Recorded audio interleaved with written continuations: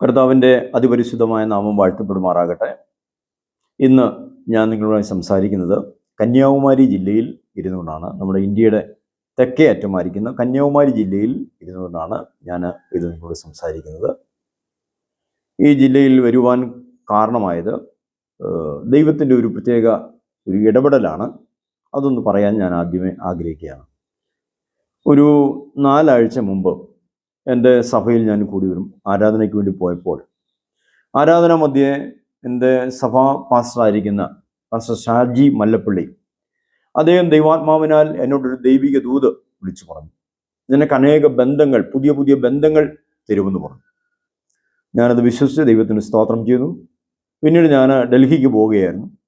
അങ്ങനെയുള്ള ഡൽഹി യാത്രയിൽ ട്രെയിനിൽ വെച്ചാണ് ഞാനിവിടെ കന്യാകുമാരിയിൽ വരാൻ കാരണമായ ഒരു സഹോദരനെ പരിചയപ്പെട്ടത്. അദ്ദേഹത്തിൻ്റെ പേര് ഗ്ലാഡ്സൺ എന്നാണ്. അദ്ദേഹം നിമിത്തമായി അനേക ഭവനങ്ങൾ സന്ദർശിക്കുവാനും അനേക വ്യക്തികളോട് ദൈവവചനം പറയുവാനും പ്രാർത്ഥിക്കുവാനും ദൈവം അവസരം ഒരുക്കി. ഒരു ദൈവിക ദൂത് അതിൻ്റെ നിറവേറൽ നിമിത്തമാണ് ഞാനിപ്പോൾ കന്യാകുമാരിയിലിരിക്കുന്നത്. ഞാൻ വിശ്വസിക്കുന്നു ഒരു വലിയ ആത്മീയ നവോത്ഥാനം, ഒരു വലിയ ആത്മീയ ഉണർവ് നമ്മുടെ ഈ തലമുറയിൽ പൊട്ടിപ്പുറപ്പെടുമെന്ന് ഞാൻ കർത്താവിൽ വിശ്വസിക്കുന്നു. അത് ആരംഭിച്ചു കഴിഞ്ഞിരിക്കുന്നു. ഇന്ന് നിങ്ങളുമായി പങ്കിടുവാൻ ആഗ്രഹിക്കുന്നത് 1997 സംഭവിച്ചൊരു കാര്യമാണ്. യേശുക്രിസ്തുവിൻ്റെ നാമത്തിൽ വ്യാപരിക്കുന്ന ഒരു ദൈവശക്തി ഉണ്ടെന്ന് അപ്പോസ്തലനായ പൗലോസ് എഫെസ്യ ലേഖനത്തിൽ പറയുന്നുണ്ട്. ഞാൻ ആദ്യമേ കർത്താവായ യേശുക്രിസ്തുവിൻ്റെ നാമത്തിൽ വ്യാപരിക്കുന്ന ദൈവശക്തിയുടെ ഒരനുഭവം എനിക്കുണ്ടായത് വയനാട്ടിൽ വെച്ചാണ്. ആ അനുഭവം നിങ്ങളുമായി ഒന്ന് പങ്കിടുവാൻ ഞാൻ കർത്താവിൽ ആഗ്രഹിക്കുന്നു. ആയൂരിലുള്ള കേരള ക്രിസ്ത്യൻ ബൈബിൾ കോളേജിൽ നിന്ന് ഞങ്ങൾ 2ാം വർഷം പഠിച്ചു കഴിഞ്ഞ് ഞങ്ങൾ 4 പേര് വയനാട്ടിലേക്ക് പോകാൻ, അവിടെ പോയി സുവിശേഷ വേല ചെയ്യുവാൻ ഞങ്ങൾ കർത്താവിൽ ആഗ്രഹിച്ചു. കൊട്ടാരക്കര ഇളമ്പലുള്ള ഒരു ജോഷുവ ജോൺ, വടശ്ശേരിക്കര കുന്നത്തുള്ള ജെയിംസ് അബ്രഹാം ബ്രദർ, അദ്ദേഹത്തെ ഞങ്ങൾ അച്ഛൻ എന്നാണ് വിളിക്കുന്നത്. കാരണം കത്തോലിക്ക സഭയിൽ അച്ഛൻ പട്ടത്തിന് പോയിട്ട് ദൈവവചനം വായിച്ചപ്പോൾ അദ്ദേഹം വിശ്വാസ സ്നാനം സ്വീകരിച്ച് അങ്ങനെ ബൈബിൾ കോളേജ് പഠനത്തിന് വേണ്ടി അദ്ദേഹം എത്തിയതാണ്. പിന്നെ മറ്റൊരു ബിനോയ് SD, അദ്ദേഹം തൃശ്ശൂരുള്ള ഒരു സഹോദരനാണ്. പിന്നെ ഞാനും. അങ്ങനെ ഞങ്ങൾ 4 പേര് വയനാട്ടിലേക്ക് പോയി പ്രവർത്തിക്കാൻ ആരംഭിച്ചു. അവിടെ ഒരു വീട് വാടകയ്ക്കെടുത്ത് താമസിച്ച് പ്രവർത്തിക്കുന്ന സമയത്ത് ഞങ്ങൾ മുമ്പ് കുളത്തൂപ്പുഴ ഏരിയയിൽ പഠിച്ചുകൊണ്ടിരിക്കുന്ന സമയത്ത് തന്നെ ഒരു ടീമുമായിട്ട് ചേർന്ന് പ്രവർത്തിച്ചിട്ടുണ്ട്. ആ ടീമിൻ്റെ ഡയറക്ടർ എഴുതിയ ചില പാട്ടുകളുണ്ട്. ആ പാട്ടുകൾ അദ്ദേഹം ഒരു കാസറ്റ് രൂപത്തിലാക്കി. അപ്പോൾ ഞാൻ എൻ്റെ വാക്കുമേനോട് പ്രാർത്ഥിക്കുന്നത് ഞാൻ ഇന്ന് കഴിഞ്ഞ ദിവസം പറഞ്ഞായിരുന്നല്ലോ. അപ്പോൾ ഈ വിശ്വാസത്തിൻ്റെ ഒരു ഉറപ്പെന്ന പോലെ, അതിൻ്റെ ഒരു പ്രവൃത്തി എന്നതുപോലെ ഞാൻ ഈ ഒരു കാസറ്റും ഞാൻ എൻ്റെ ബാഗിനകത്ത് സൂക്ഷിച്ചിട്ടുണ്ടായിരുന്നു. വയനാട്ടിൽ വെച്ച് ഞാനിങ്ങനെ ഈ കാസറ്റൊക്കെ ഇട്ട് പലപ്പോഴും പാട്ടുകൾ കേട്ട് ദൈവത്തെ സ്തുതിക്കാറുണ്ടായിരുന്നു. ഒരു ദിവസം വയനാട്ടിൽ വെച്ച് യോശുവ ബ്രദർ തിരുവെഴുത്ത് ധ്യാനിച്ചുകൊണ്ടിരിക്കുമ്പോൾ ഞാൻ എൻ്റെ വാക്കുമനകത്ത് ഈ പാട്ട് കേട്ടുകൊണ്ട് അദ്ദേഹത്തിൻ്റെ അടുത്ത് പോയിരുന്നു. ഞങ്ങൾ മുമ്പ് പ്രവർത്തിച്ചിരുന്ന ടീമിൻ്റെ ഡയറക്ടർ എഴുതിയ കാസറ്റിലെ പാട്ടാണ് കേട്ടുകൊണ്ടിരിക്കുന്നത്. ഉടനെ അദ്ദേഹം എന്നോട് പറഞ്ഞു, സാബു ബ്രദറെ ആ പാട്ട് നിർത്താൻ പറഞ്ഞു. ഞാൻ പറഞ്ഞു, നല്ല പാട്ടല്ലേ, കേൾക്കട്ടെ. ഉടനെ അദ്ദേഹം പറഞ്ഞത്, എനിക്കതിൽ ഒരു വരി എനിക്കിഷ്ടമല്ല, അതുകൊണ്ട് നിങ്ങളത് നിർത്തണമെന്ന് പറഞ്ഞു. ഞാൻ പറഞ്ഞു, അത് കേൾക്കട്ടെ ദേവാസൻ എന്ന് പറഞ്ഞപ്പോൾ അദ്ദേഹം ഒരല്പം ദേഷ്യത്തോടെ അദ്ദേഹം ആ ടേപ്പിൽ ഒരു നിമിഷം ഒന്ന് കൈവച്ചു. എന്നിട്ട് തൻ്റെ കണ്ണുകൾ അടച്ചു. യേശുക്രിസ്തുവിൻ്റെ നാമത്തിൽ നിന്ന് അദ്ദേഹം ഉറക്കെ പറഞ്ഞു. ഒരു 10-12 സെക്കൻഡ് കഴിഞ്ഞ് കാണും. ഈ വാക്ക്മാൻ്റെ അകത്ത് കാസറ്റ് കുരുങ്ങുവാൻ ആരംഭിച്ചു.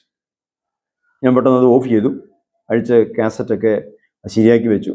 അതിൻ്റെ പിഞ്ചറുകളൊക്കെ അല്പം ഒന്ന് ക്ലീനാക്കി. പിന്നെ ഞാൻ പ്ലേ ചെയ്തു. പിന്നെ സംഭവിച്ചത് ആ കാസറ്റ് വീണ്ടും കുരുങ്ങുവാൻ ആരംഭിച്ചു. അങ്ങനെ പല ആവർത്തി അന്ന് ഞാൻ ചെയ്തിട്ടും ആ പാട്ട് എനിക്ക് തുടർന്ന് കേൾക്കാൻ കഴിഞ്ഞില്ല. എപ്പോഴും കുരുങ്ങിക്കൊണ്ടേ ഇരിക്കുക. ഇലക്ട്രിക്കൽ ജോലിയും ഇലക്ട്രോണിക്സ് ജോലിയും ഞാൻ അല്പം ചെയ്തിട്ടുണ്ട്. എനിക്കറിയാവുന്ന വിധത്തിലല്ല ഞാൻ അന്ന് രാത്രി മുഴുവനും ആ ടേപ്പ് റെക്കോർഡർ മേൽ പല കാര്യങ്ങൾ ചെയ്തു നോക്കി. പണ്ട് ആൾക്കാർ പറഞ്ഞല്ലോ 18 അടവും പയറ്റി നോക്കുക, അതൊക്കെ മാക്സിമം ഞാൻ ചെയ്തു നോക്കി. പക്ഷേ എനിക്കന്ന് ആ ടേപ്പ് വർക്ക് ചെയ്യിപ്പിക്കാൻ കഴിയാതെ വന്നു. രാവിലെ ആയപ്പോൾ കാരണം എനിക്ക് ഭയങ്കര നിരാശയായി. കാരണം പ്രാർത്ഥിച്ച് ദൈവം തന്നൊരു ടേപ്പാണ്. ഞാൻ എൻ്റെ പിഞ്ചറുകൾ പല പ്രാവശ്യം ശരിയാക്കി, കാസറ്റ് പലപ്പോഴും ശരിയാക്കി. മാക്സിമം നോക്കിയിട്ടും എനിക്കത് ശരിയാക്കാൻ പറ്റുന്നില്ല. ഞാൻ ജോഷുവ ബ്രദറിൻ്റെ അടുത്ത് ഈ വാക്ക്മാൻ കൊണ്ടുചെന്നു. എന്നിട്ട് ഞാൻ അദ്ദേഹത്തോട് പറഞ്ഞു, ബ്രദറെ, ഇന്നലെ നിങ്ങൾ ഈ ടേപ്പിന്മേൽ കൈവച്ചതിന് ശേഷം ഈ ടേപ്പ് ഇതുവരെ പാടിയിട്ടില്ല. ഞാൻ പല കാര്യങ്ങൾ ചെയ്തു നോക്കി, പക്ഷേ ഇതുവരെ ശരിയായിട്ടില്ല. എനിക്കറിയത്തില്ല ബ്രദറെ, നിങ്ങളൊന്ന് പ്രാർത്ഥിക്കാൻ പറഞ്ഞു. ഉടനെ അദ്ദേഹം എന്നോട് പറഞ്ഞു, ഇനി എൻ്റെ അടുക്കൽ ആ പാട്ട് വെക്കുമോ? ഞാൻ പറഞ്ഞില്ല ബ്രദറെ, വെക്കത്തില്ല. എന്നാൽ ഞാൻ പ്രാർത്ഥിക്കുക എന്ന് പറഞ്ഞിട്ട് അദ്ദേഹം ആ ടേപ്പിൻ്റെ മേൽ ഒരു നിമിഷം തൻ്റെ കൈ വെച്ചതിന് ശേഷം കണ്ണുകളടച്ച് ഒരു നിമിഷം ഒന്ന് ധ്യാനിച്ച് യേശു ക്രിസ്തുവിൻ്റെ നാമത്തിൽ എന്ന് പറഞ്ഞിട്ട് അദ്ദേഹം ആ വാക്ക്മാൻ എൻ്റെ കയ്യിലോട്ട് തന്നു. ഇനി പ്ലേ ചെയ്തോളാൻ പറഞ്ഞു. ഞാൻ അതിൻ്റെ പ്ലേ ബട്ടൺ അമർത്തി. ദൈവമക്കളെ, അത്ഭുതം എന്ന് പറയട്ടെ, ഒരു കുഴപ്പമില്ല, അത് പാടാൻ തുടങ്ങി.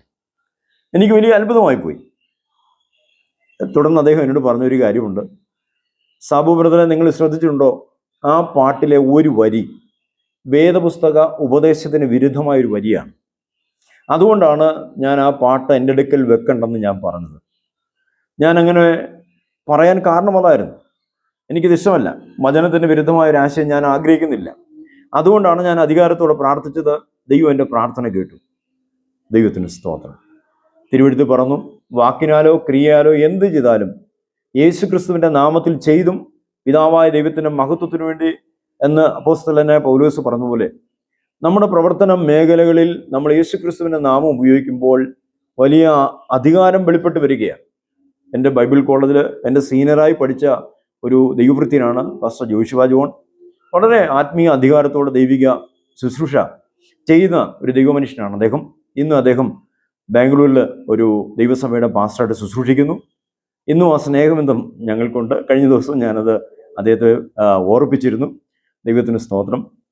നമ്മുടെ വ്യക്തിപരമായ ജീവിതത്തിലും നമ്മുടെ കുടുംബജീവിതത്തിലും സഭയിലും നമ്മളെല്ലായ്പ്പോഴും ദേശത്തും യേശു ക്രിസ്തുവിൻ്റെ നാമത്തെ ഉയർത്തുമ്പോൾ നമ്മുടെ ജീവിതത്തിൽ വലിയ ദൈവിക നിറവുകൾ വരിക. കാരണം യേശു ക്രിസ്തുവിൻ്റെ നാമം എന്നും പറയുന്നത് മരണത്തെ ജയിച്ചവൻ്റെ നാമമാണ്. അപ്പോസ്തലപ്രവൃത്തി 3-ാം അധ്യായം വായിക്കുമ്പോൾ അവിടെ നമുക്ക് കാണാൻ കഴിയുന്നുണ്ട്, പത്രോസും യോഹന്നാനും 3-ാം മണി നേരമായപ്പോൾ പ്രാർത്ഥനാ സ്ഥലത്തേക്ക് ചെല്ലുകയാണ്. ഒരു മുടന്തരായ മനുഷ്യരോട് ഭിക്ഷ ചോദിച്ചു അദ്ദേഹം. ആ പത്രോസും യോഹന്നാനും പറഞ്ഞൊരു കാര്യമുണ്ട്, വെള്ളിയും പൊന്നും ഞങ്ങൾക്കില്ല, എനിക്കുള്ളത് ഞാൻ നിനക്ക് തരുന്നു, യേശു ക്രിസ്തുവിൻ്റെ നാമത്തിൽ എഴുന്നേറ്റ് നടക്കാമെന്ന് പറഞ്ഞു. ആ നാമത്തിൽ കരം പിടിച്ച് ജസ്റ്റ് ഒരു നിമിഷം പ്രാർത്ഥിച്ചപ്പോൾ തന്നെ, എഴുന്നേറ്റ് നടക്കാമെന്ന് പറഞ്ഞപ്പോൾ തന്നെ ആ മുടന്തരായ മനുഷ്യന്റെ മുടന്ന് മാറി. തിരുവെഴുത്ത് പറഞ്ഞു, നടന്നും തുള്ളിയും അവനെ ആലയത്തിന്റെ അകത്തേക്ക് പ്രവേശിച്ചു. ഒരു ദൈവിക വിടുതൽ അവിടെ വെളിപ്പെട്ട് വരികയായിരുന്നു. വെളിപ്പാട് പുസ്തകം 1-ാം അധ്യായം 6-ാം വാക്യത്തിൽ പറയുന്നുണ്ട്, നമ്മെ സ്നേഹിക്കുന്നവനും നമ്മുടെ പാപം പോക്കി നമ്മെ തൻ്റെ രക്തത്താൽ വിടുവിച്ച് തൻ്റെ പിതാവായ ദൈവത്തിന് നമ്മെ രാജ്യവും പുരോഹിതന്മാരുമാക്കി തീർത്തവനുമായവന് എന്നേക്കും മഹത്വവും ബലവും ആമേൻ എന്ന് പറയുകയാണ്.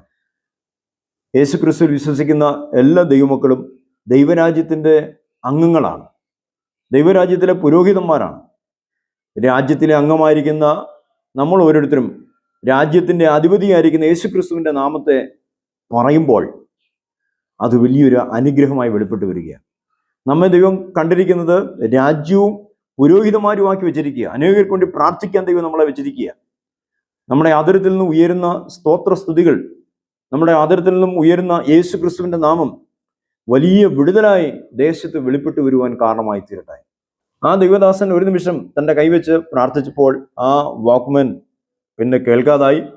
എന്നാൽ എൻ്റെ തെറ്റ് മനസ്സിലാക്കി ഞാൻ അദ്ദേഹത്തിൻ്റെ അടുത്ത് ചെന്ന് വീണ്ടും അദ്ദേഹം പ്രാർത്ഥിച്ചപ്പോൾ അത് വീണ്ടും യാതൊരു കുഴപ്പമില്ലാതെ വീണ്ടും വർക്ക് ചെയ്യാൻ ആരംഭിച്ചു. ദൈവത്തിന് സ്തോത്രം. യേശു ക്രിസ്തുവിൻ്റെ നാമത്തിൻ്റെ മഹത്വമാണ് അവൾ വെളിപ്പെട്ട് വന്നത്. എനിക്ക് വലിയൊരു ആത്മീയ അനുഗ്രഹത്തിന് അത് കാരണമായി തീർന്നു. ഇത് കേൾക്കുന്ന എല്ലാ ദൈവമക്കളും യേശു ക്രിസ്തുവിൻ്റെ നാമത്തിൽ അധികാരത്തോടെ നമ്മൾ പറയുക. ദൈവത്തിൻ്റെ മഹത്വം നമ്മളുടെ ജീവിതത്തിൽ വെളിപ്പെട്ട് വരട്ടെ. കാഹളങ്ങൾ ധ്വനിക്കാറായി. കർത്താവിൻ്റെ വരവിന് വേണ്ടി നമ്മൾ ഏറ്റവും അധികം അടുത്തിരിക്കുന്ന ഒരു കാലഘട്ടത്തിലാണ് നാം എത്തിയിരിക്കുന്നത്. അതുകൊണ്ട് നമ്മുടെ ആത്മീയ അധികാരങ്ങൾ പ്രയോജനപ്പെടുത്തി ദൈവരാജ്യത്തിൻ്റെ മഹത്വത്തിന് കാരണമായി തീരുവാൻ ദൈവം നമ്മളെല്ലാവരെയും സഹായിക്കട്ടെ.